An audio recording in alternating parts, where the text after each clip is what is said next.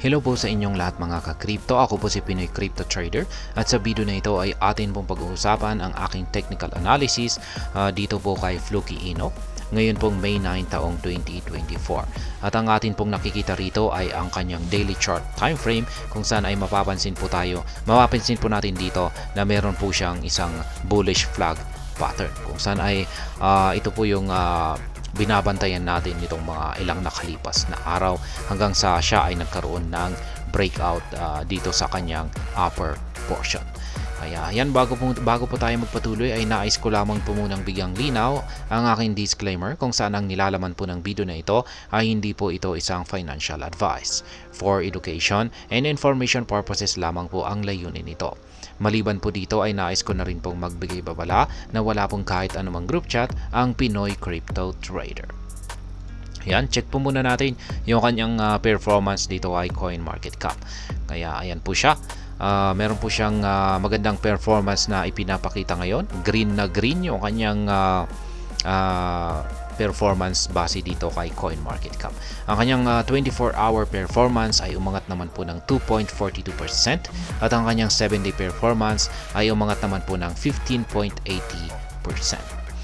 Kaya, ayan. I-check naman po natin yung kanyang market cap at ang kanyang trading volume. Ang kanyang market cap ay umangat po ng 2.27% at ang kanyang trading volume ay umangat naman po ng 29.27%. Kaya yan, dahil sa mga yan ay mapapansin natin na mukhang nakakabangon na or ito na yung parang oras para makarecover na itong si Fluky Ino sa kanyang naranasang pagbagsak sa presyo nitong nakalipas na May 5 hanggang kahapon May 8. At check naman po natin ang kanilang official X account para sa kanilang latest or bagong developments. Kaya ayan, meron po sila rito last 11 hours po ito. Fluky named the title sponsor of Ireland Men's Series against Pakistan. Dublin, Fluky.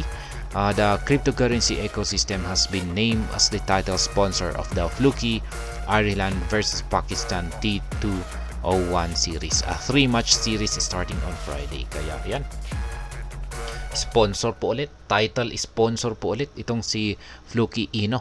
Ayan, sa magaganap na isang paligsahan. Ayan, paligsahan po ito, 2 T20I series. Bansang Ireland versus Pakistan po ito. Kaya yan, last 11 hours marketing announcement po yan.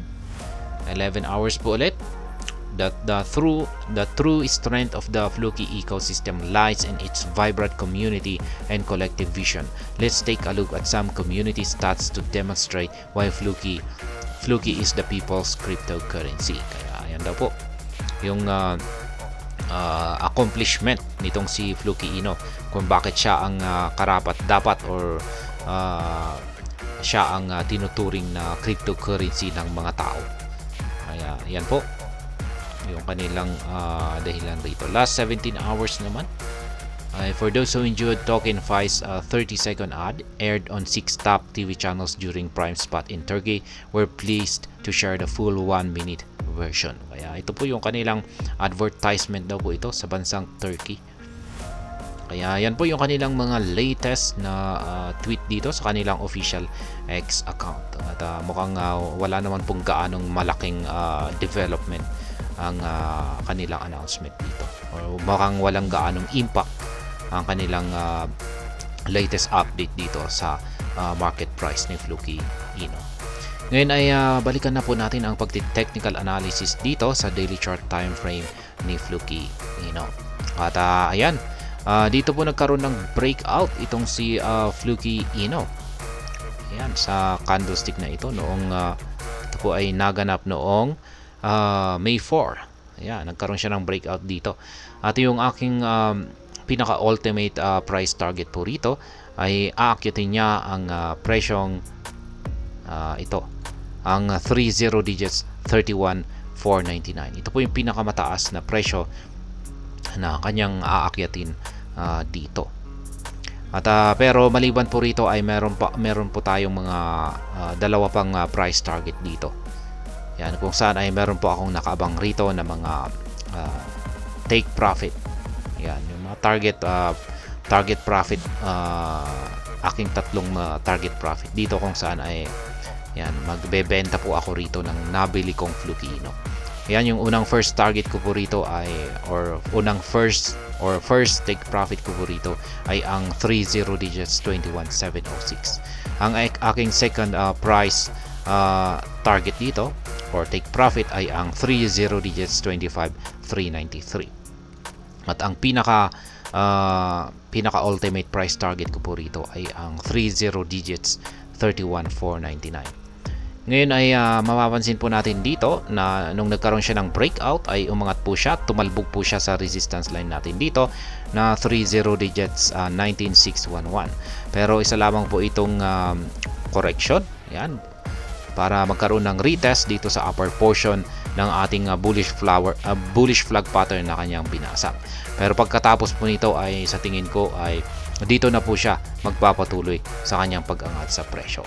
At susubukan po niyang akyatin ang pinaka ultimate price target natin dito na 30 digits 31499. Pero syempre bago po niya marating yan ay uunahin po muna niya na akyatin yung mga unang price target natin dito, kung saan ay dito ang 20 digits 21706 at ang pangalawa naman ay ang 30 digits 25393. Kaya yan po ang aking technical analysis update dito sa araw na ito dito kay Flukino. Kaya yan yung sa pag-i-spot trading naman po pala ay meron po akong dalawang nakaabang rito na buy pending order dito sa ibaba. Yan, dito po sa presyong 30 digits 13007 at saka 30 digits 10964. Ayan, kung sakaling bumagsak lamang po siya dyan, kaya may nakalagay po akong buy pending order dyan. At syempre yung binanggit ko kanina na mga take profit dito. At ayan, hanggang dito na lamang po tayo sa video na ito. Sana po ay inyong nagustuhan ang aking paliwanag dito. Kung inyo po itong nagustuhan ay pakiclick lamang po ang like button nito. Para naman po sa mga bago lamang dito, kayo po ay aking inaanyayahan para mag-subscribe. Pakiclick na rin po ang bell icon nito dahil ito po ang siya magsisilbing notification nito sa mga bago kong videos na akin pong ina-upload sa aking YouTube channel na ito. Marami pong salamat sa panonood. Ingat po tayo lagi at God bless po sa ating lahat.